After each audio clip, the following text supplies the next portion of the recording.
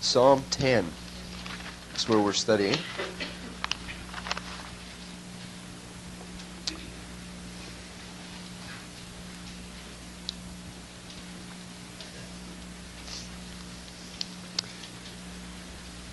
Psalm 10.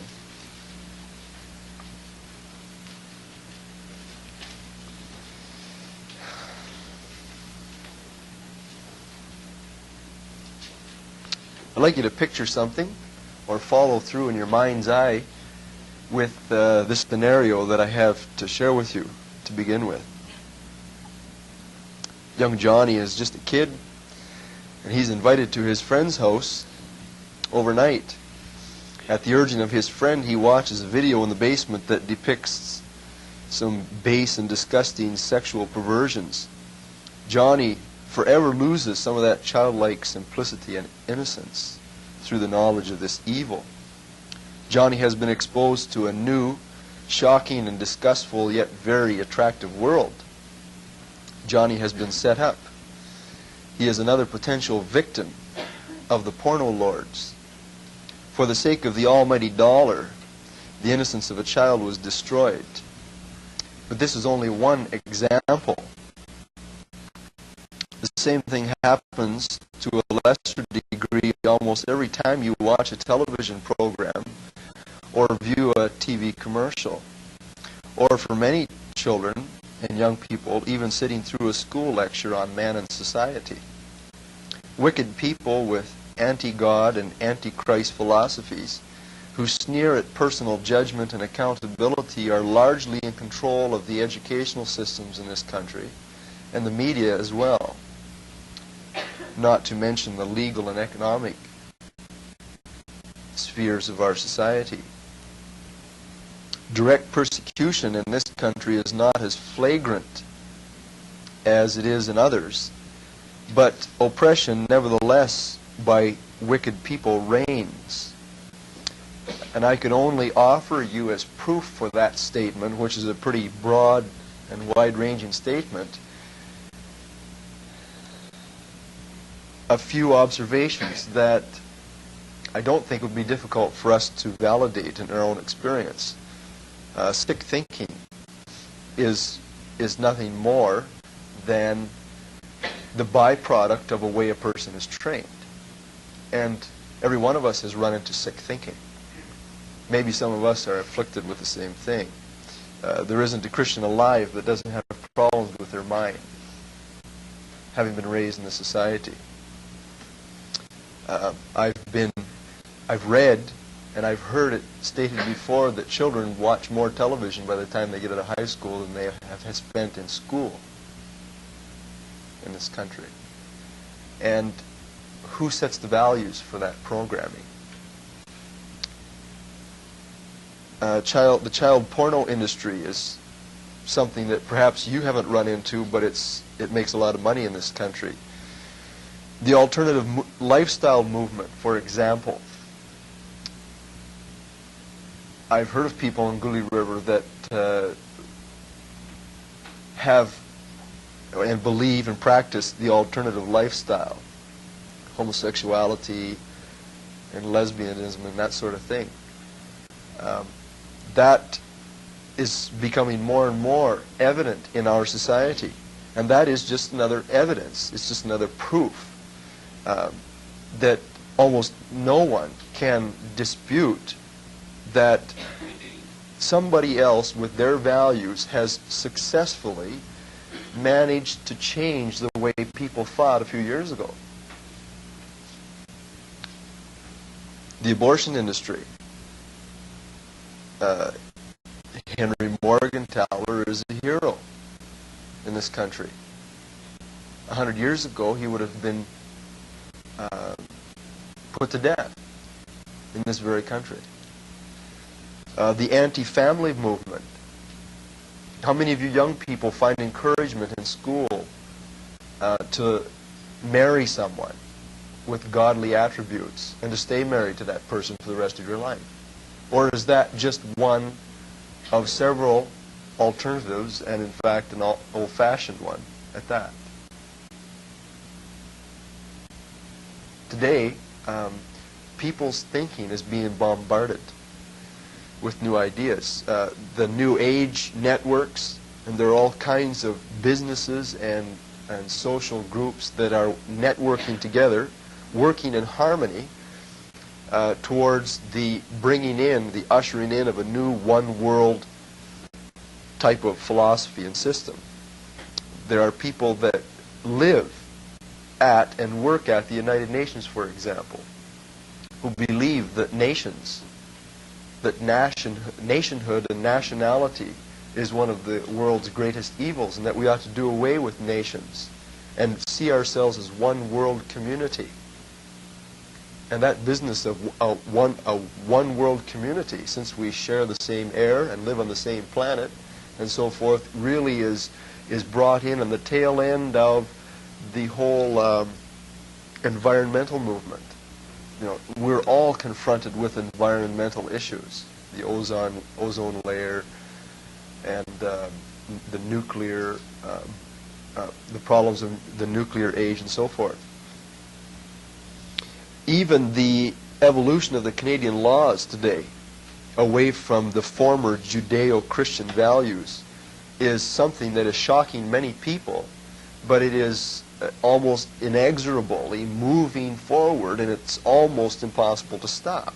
That is an evidence that someone else, or many people, who believe differently than you believe, or I believe, are having a great influence in our society. I have a paper that I got a few years ago. But it was put together by a fellow by the name of Jim McIntyre, who now lives on St. Joe's Island. And he just distributed this. It's called Warning, Your Children Are Being Conditioned to Accept Anti-Christian Values by, number 1, the public school systems, by number 2, television, by number 3, organizations such as the YMCA, yoga, other things. Number 3, even some Christian books and texts. Number 5, school libraries. Some of the anti-Christian ideas that are presently being taught are reincarnation, yoga, which is much more than just exercise. It's an Eastern religion. TA, which stands for transactional analysis, the I'm okay, you're okay attitude. You know, you've got no right to criticize another person. TM, transcendental meditation, which is under the guise of physical education and psychology coming in. It's an Eastern religion. It opening your soul to the influence of spirits. The horoscopes. Check the grade 6 workbook G in this particular example. Global education. This isn't just informing people, but preparing people for a one-world government. The peace education, which is socialistic and pro-Marxist, evidenced by the better read than dead attitude. Would you be willing to die to stand up for your freedoms as opposed to Marxism? The whole abortion thing. Anytime there's a lack of emphasis on pro-life, it's automatically pro-abortion. Sexuality. The inference is today is that most teens are sexually active, and so everybody needs to know from birth control from grade 6 up, and that teens are encouraged to pressure one another to set acceptable standards for behavior in this area. Never mind this this moralizing crap. Evolution, he says, is constantly and firmly taught in the school system without equal time and emphasis given to the other theories of special creation. Perhaps we shouldn't just say in the school system. What about Lorne Greene on television? You know, very fascinating, very informative shows, but the assumption is always there. We've been around for 5 billion years. And it just comes right through, just like he's passing you a spoonful of sugar, you know.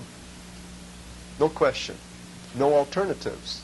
No one else thinks the old way anymore.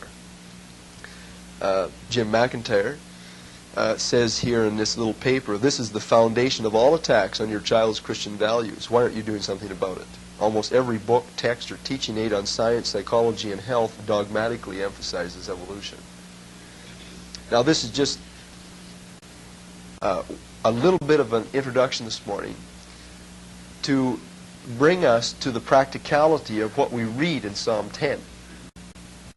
Because the situation hasn't dramatically changed in the 2,000 years since David, in the 3,000 years since David. This is 1989, and David lived 1000 BC. There have always been oppressors. There have always been victims. The question is, where do you stand in that relationship, and how are you handling it? And David has a lot of grand advice for us to take away with ourselves this morning, because your children and my children have been victimized. I was victimized as a kid. I'm sure that in some ways I am still being victimized, and so are you. We don't realize it. So what I would like to do this morning is to look at some of the ways that we can deal with oppression, to reflect on another aspect of anthropology, the doctrine of man. Last Sunday morning we looked at one aspect from Psalm 8, in which David looked at something very interesting about man, and that is in the macroscopic picture, from the big picture, we as human beings are mere specks. We're almost nothing. We're little. We're tiny. There's almost nothing. You know, when you compare yourselves, David says, to the universe around you, the heavens and the earth that God has made, what is man that God is interested even in us? Why does God bother to deal with us? And then David balances that off by showing that in the great plan and the program of God, we may be little in size, but we are the central focus of the divine design and plan. We are lords. He's exalted, puny little man, men and women, in his program, and given us great responsibility and privilege. So that's one aspect of the doctrine of man, but today we're going to look at a little more negative aspect, what man is really like. This is realism here we're talking about this morning. I hope if there is anyone here in this room that is very seriously convinced that we are all little good girls and boys, and that we're just growing up into big girls, good big girls and good big boys, that I can explode that myth for you this morning. There are many people who believe that there's a spark of divine goodness, and that when you boil it all down, there are nice people in Burma, there are nice people in New Guinea, there are nice people among the Inuit in Labrador and so forth. Well, sure, there's nice people. That doesn't deal with the issue. The issue is, are we sinners? Let's read Psalm 10 this morning. I'd like you to note this psalm falls into 4 neat categories as we read through. David is showing us how we can handle the vexations of oppression and the problems of wicked people in this world. In the first 2 verses, David states his basic problems, and he has 2 problems which we'll note. In verses 2, the second part of verse 2, right down through verse 11, if you want to just make a little note in your margins for these divisions, it might help you to remember them. We have David's request, his first of 3 basic requests in this psalm, in terms of the perfidy of the wicked, the deception, the garbage that people throw and heap on to other people. So David has a request concerning the problem of the perfidy of the wicked. Then in verses 12 to 14, he makes another series of requests in light of the fact that God has revealed himself to be a certain kind of person. So the perfidy of the wicked and the person of God each caused David to say something particular in prayer. And then in verses 15 to 18, David's final requests are in light of the revealed plan of God. Let's read it.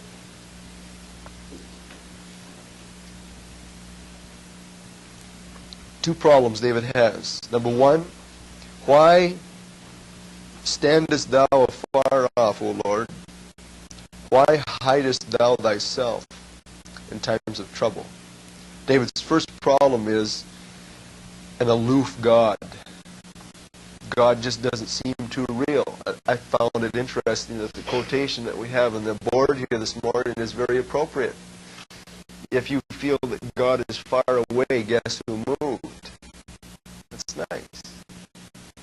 God is the same yesterday, today, and forever. And David, 3,000 years ago, had the same problem that many of you have this morning. That God is unreal to you. Seems like He's not. Has no practical bearing on your life. And for David, a great man of God, this is quite common, even in the lives of Christians, for God to be hiding in His heaven. All right? Why do you stand so far off, O Lord, and why do you hide yourself in times of trouble? That's problem number one. Problem number two, and the first part of this second verse is, the wicked in his pride doth persecute the poor. Not only is God aloof, but men are oppressive. This is the theme of this psalm. The wicked in his pride does persecute the poor.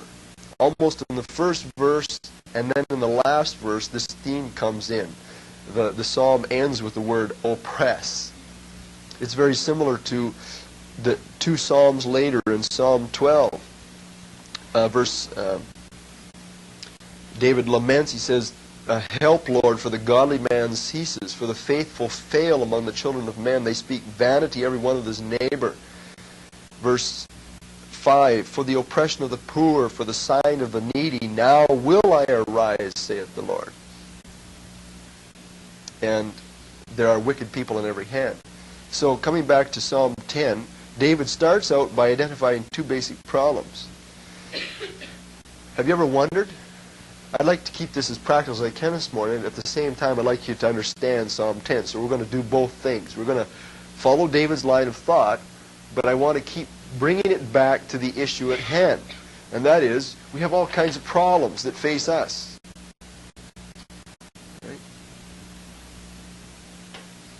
Have you ever thought about this? Has it ever struck your mind that with all the problems that we have in our society, God seems very, very removed?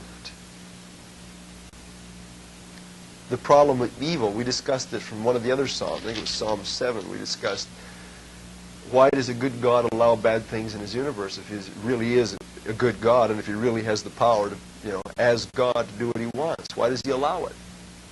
And we basically derived the answer to that question from Psalm 7 is that, well, He's not doing nothing. He is. He's allowing people to ruin themselves. He's allowing the devil to show exactly what kind of a person he is in this world. God isn't doing nothing. He is watching, and He is gathering evidence for the final court. See? And someday God is going to put it right. And He has His own good reasons for allowing things to be the way they are. But in the meantime, this doesn't necessarily and fully resolve this problem that we have of, why does God seem so far away? The least He could do is show me Himself so that I have confidence to carry with me. David had the same problem that we do. Let me just read a verse from Isaiah. This wasn't unique to David. 500 years later, the prophet Isaiah basically said the same thing. In Isaiah 45, verse 15, the prophet said, verily, Thou art a God who hidest Thyself, O God of Israel, the Savior. I'd like to say something this morning. I'm going to say a lot of things, but this is a foundational point. This is a problem that we all have. There's not one of us that doesn't sometimes wonder why God seems to hide Himself. Why is He like that? Let me tell you. God may have hidden Himself, but He hasn't hidden His will. God may have hidden Himself, but He has not hidden His will. He has not hidden His word. In this very psalm or in this very lament that Isaiah gives in 45:15, 2 verses later, it says, and he's telling us God's words, Jehovah says, I have not spoken in secret in a dark place of the earth. I sit under the seat of Jacob, seeking me in vain. I, the Lord, speak righteousness. I declare things that are right. Young people, maybe you've never seen God face to face, but you are inexcusable because He has revealed Himself here. This is just the way it is. If I was God, maybe I might have done it a different way. I don't know. But this is just the way it is. This is the reality of the Christian life. God's person is sometimes pretty inscrutable, but God does not hide his will. Thus, the supreme importance of paying attention to this is the only way you get to know God. This is really where it starts when you want answers for the problems that we have, such as oppression, such as the kinds of junk that we have to live with in our lives, that parents have to deal with in regards to their children. Jesus himself was supposedly a nice man. I think we all agree with that, among other things. Jesus was a good man, wasn't he? If he was really good, why did he leave his disciples in the lurch? I mean, he came down here, he lived for 30 years, and then he got to know these men and discipled them. They became his most intimate friends. For 3.5 years, he showed them all the wonders of his miracles and the explanations of his mind. And then when he gets them to just to the prime point, then he says, bye, see you later. And he hid himself. He says, I'm going away, and you don't think it's convenient. And you're going to mope and cry. I'm going away, you can't follow me. I'm going to hide.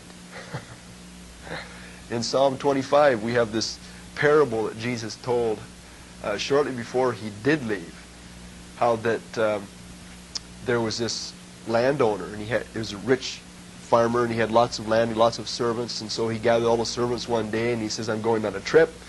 You, and you, here's your jobs. Do them until I come back.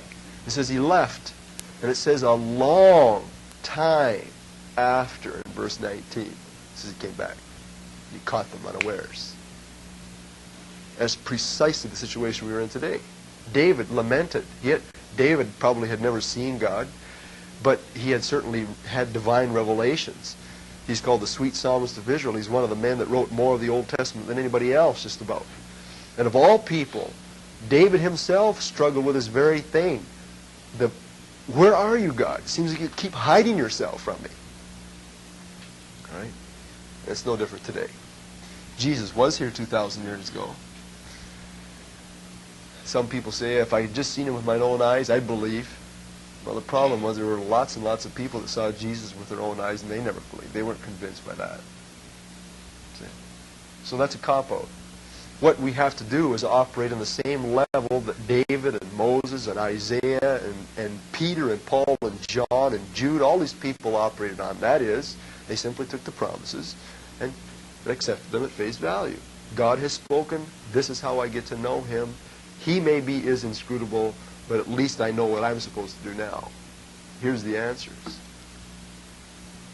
Some of you people have been introduced to them and you've kind of left it. And I hope maybe this morning you can be encouraged to come back to it. David says, where are you, Lord? And then second problem, the wicked in his pride persecutes the poor. Let me just talk briefly about that. The other problem is the oppression of men. The next book in the Bible is Proverbs, and it starts out talking about oppression. My son, verse 10, if sinners entice thee, do not consent to them. If they say, come with us, let us lay wait for blood, let us lurk secretly for the innocent without cause, let us swallow them up alive in Sheol and whole as those that go down to the pit. We shall find all precious substance. Let's play Robin Hood. Come on. My son, do not walk in the way with them. Refrain your foot from their path. Their feet run to evil. They make haste to shed blood. They lay wait for their own blood. They lurk secretly for their own lives. So are the ways of everyone, Solomon said, who is greedy of gain, who takes away the life of the owners thereof. I think that one of the reasons we have so many, what's the proper term for it?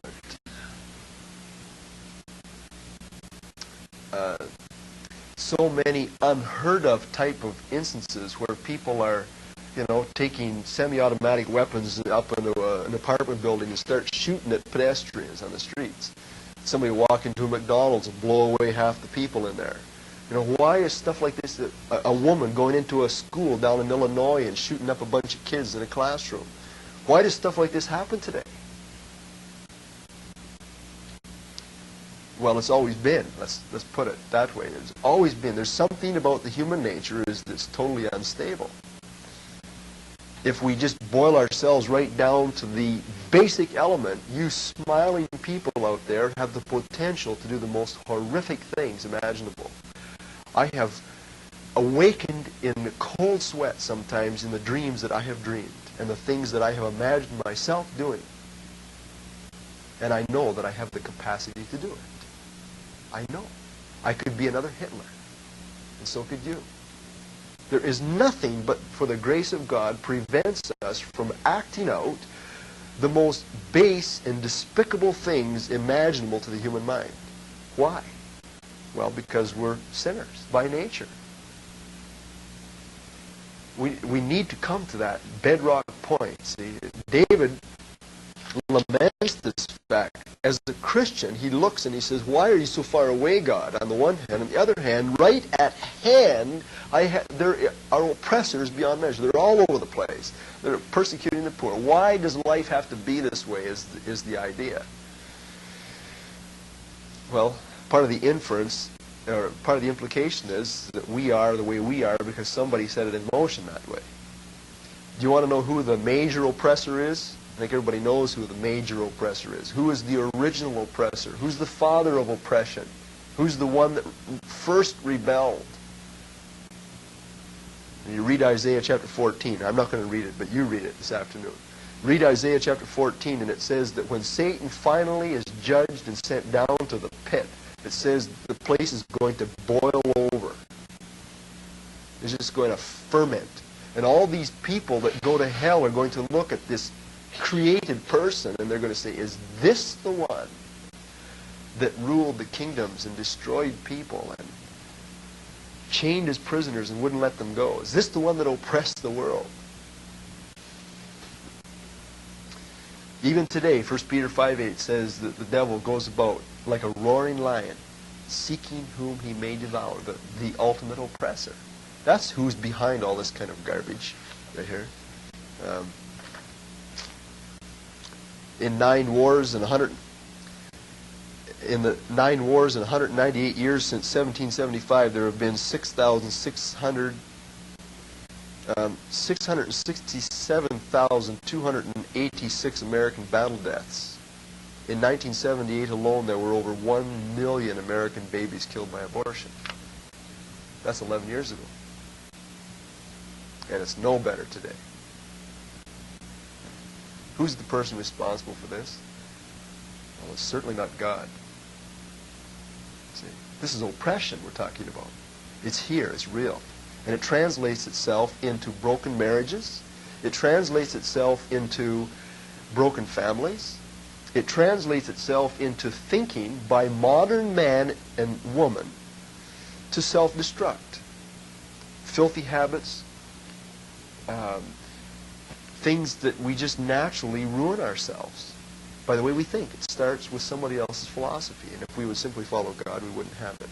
So this is why David, in the next major section of this psalm, most of this psalm is dedicated to describing what a wicked person is like. And David makes an opening request. He says in verse 2, let them be taken in the devices that they have imagined. See, Christians have a resource. This is the way it is. We're like David. We're smack dab in the middle of a melting pot.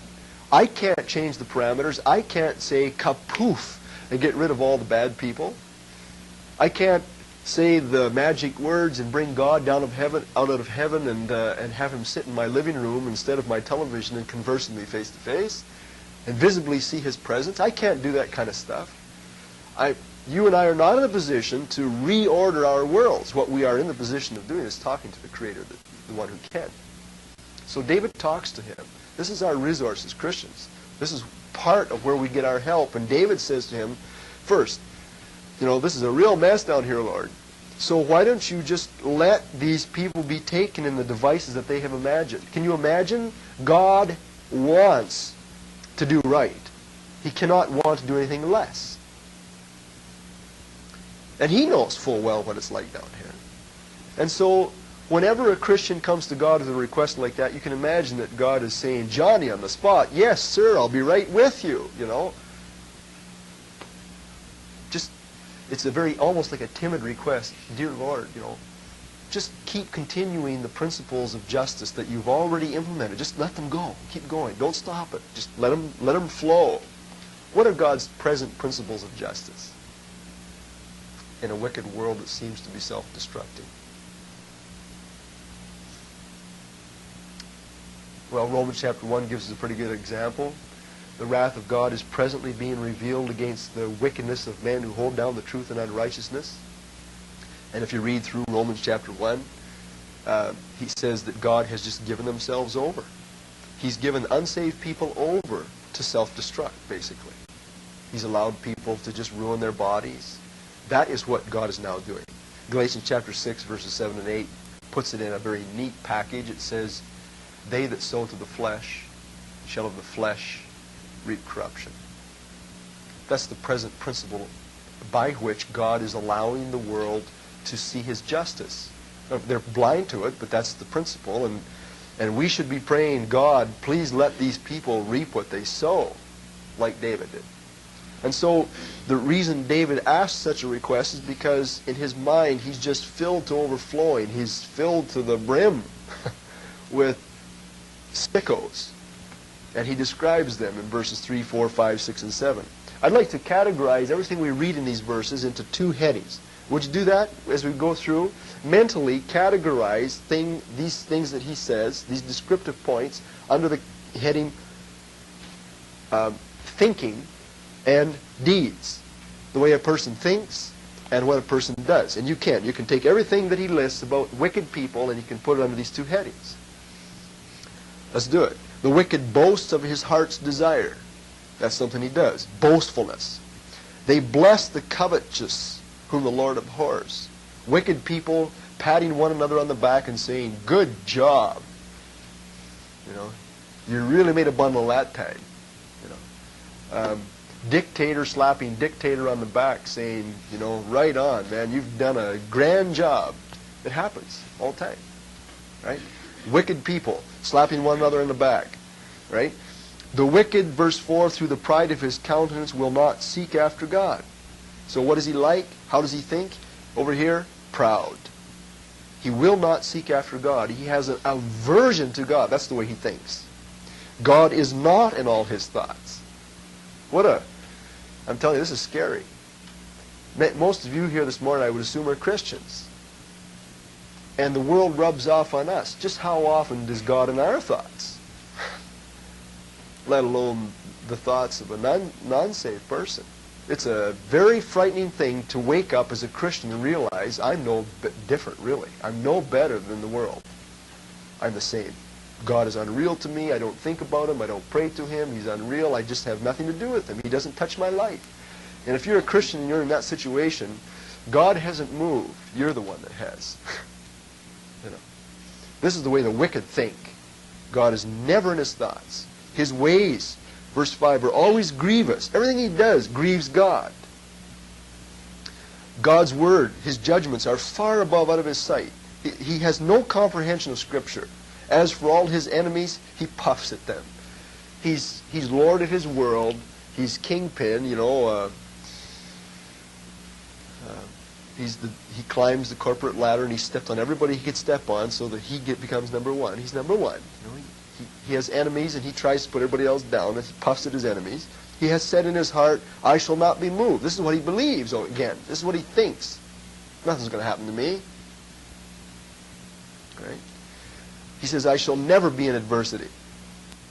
His mouth is full of cursing and deceit and fraud. Under his tongue is mischief and vanity. That's the way he is. He sits in the lurking places, and David just draws this out. It seems like the all-pervasive bent of unsaved people to destroy everybody around them. Now, maybe you know a nice person. Well, they're nice in the circumstances. They may be nice in the circumstances that you know them. But wait till you get to really know them. See, unsaved people have no barriers. God is not in their life saying you can't do this. And if that isn't there, you have no protection. And neither does anyone else. So he sits in the lurking places of the villages, the secret places. Does he murder the innocent? There you have a commentary on the modern abortion thing. His eyes are secretly set against the poor. He lies in wait secretly as a lion in his den. He lieth in wait to catch the poor. He does catch the poor when he draws them into his net. He crouches. He even humbles himself so that the poor may fall by his strong ones. He has said in his heart, and now we come back to his mind. This is the mind of the wicked. He has said in his heart, God has forgotten. Or, another excuse, God hides his face. Or another excuse, God will never see what I'm doing. That all basically boils down to the humanistic or atheistic or agnostic assumptions God is unreal or doesn't exist. See that? David's his enemies were really no different than the people that hate God today. And so David prays. He says, Lord, let your ongoing principles of justice keep operating. Now the second section of the psalm, or actually the third section from verses 12 to 14, is another series of requests that he makes, but he has the person of God in his mind. Before I get to that, I meant to read this under that other section. I'm going to back up for a moment. Even if we don't get done, this needs to be said. This stuff here was first written in 1933. It was updated in 1971. Listen to the thoughts here. And I want you to ask yourself, has this been implemented in practice in my society? Number one, the universe was not created, but itself exists. Number two, man emerged as a part of nature as a result of continuous processes. Number three, there's no real difference between mind and body. These are beliefs. Number four,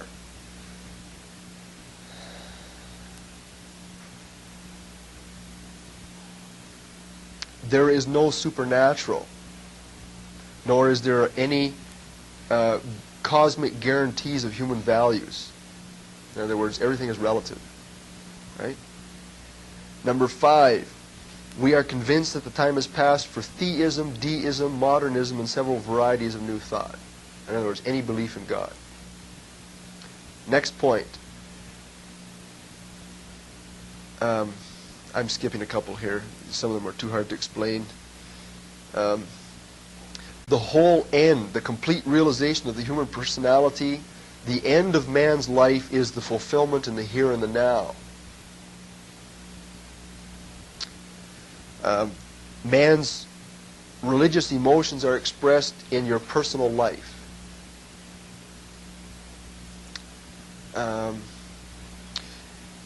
Belief in the supernatural should not be equated with belief in God. Man will learn to face the crises of life in terms of his own knowledge and ability.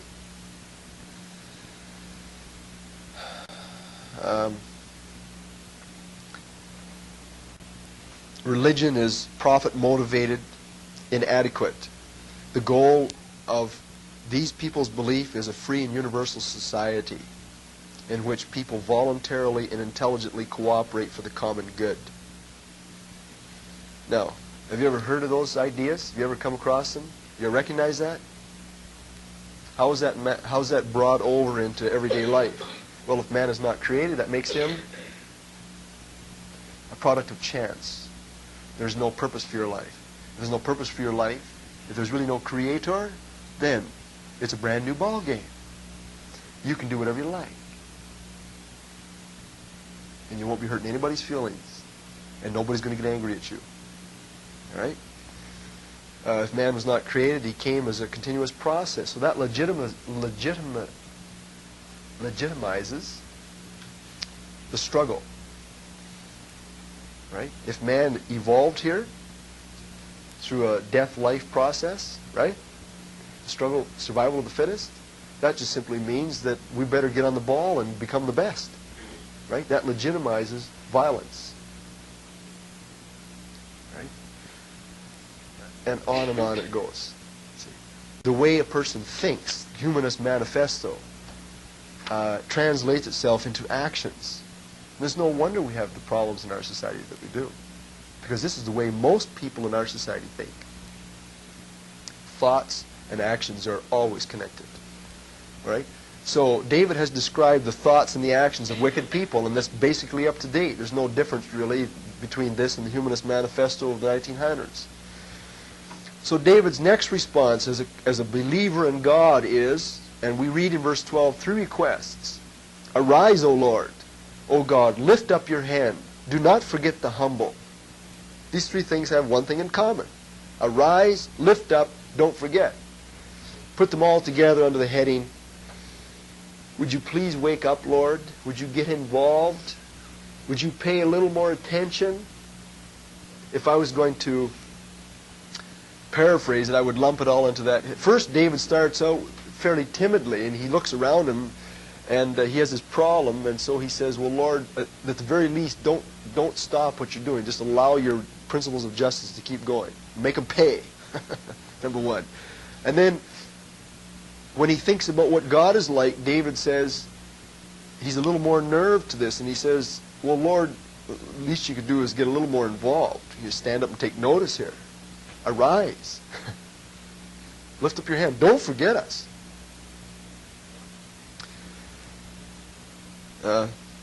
Help, basically. Right? Now, let's read verses 13 and 14, because it helps explain why David would ask this a little more open request. Wherefore does the wicked despise God? To show us what God is really like, David offsets it by showing us the garbage first, the imperfections. The wicked despise God, and the wicked person has said in his heart, there's no judgment. God isn't going to require anything from me. That's the great comforter of the wicked.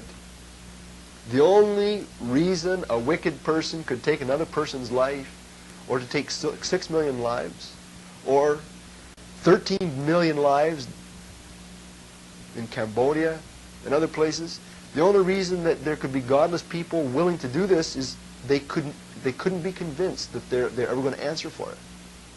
They can't be operating at that level. The person would go insane if they did that. Too much guilt. You see? If you're going to answer for something, if you know you're going to meet God someday, there's no way you can. See, Nazism, I just finished reading a book on this, and Nazism dehumanized the officers in the Nazi system. And they had to give up. They had to become atheistic, no matter if they were Catholic or whatever. They had to, in actuality, become atheistic. They had to believe that they were not really going to answer for killing Jews. But really, they were the agents of ushering in a more pure strain of society. And these people had, at the end of the war, when they saw that they were losing and saw that right had begun to prevail, they became tormented with the idea that they were going to have to answer. See? They couldn't handle it, and then most of them committed suicide. If they didn't escape, they committed suicide. See? And David, he's depicting the wicked and their way of thinking, and then in great contrast to that, in order to contrast it, in verse 14 he talks to God, and he describes what God's person is like. To God he says, you have seen it. You behold mischief and spite, to requite it with thy hand. The poor commits himself unto you. You are the helper of the fatherless. There's a fascinating verse in Psalm 68:5.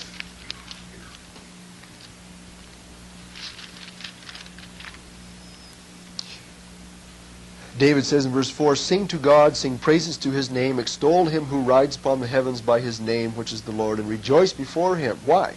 A father of the fatherless, a judge of the widows, is God in his holy habitation.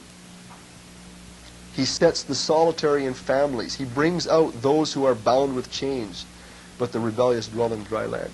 God is the kind of person that is very concerned about the individual. He's a helper of the helpless, of the helpless and the fatherless. David looks and he reminds himself of something. How does David know that God is like this? Tell me. How does David know that God is like this? Where did David get that knowledge? You won't necessarily get that knowledge from natural revelation. I mean, I can go to places where the most bestial acts against other human beings are being propagated in the name of God. What does that teach you about God? If you look in nature and in the world and in politics and in history, you won't necessarily get a true conception of God. The only place you can have a true conception of God is the one who does help the help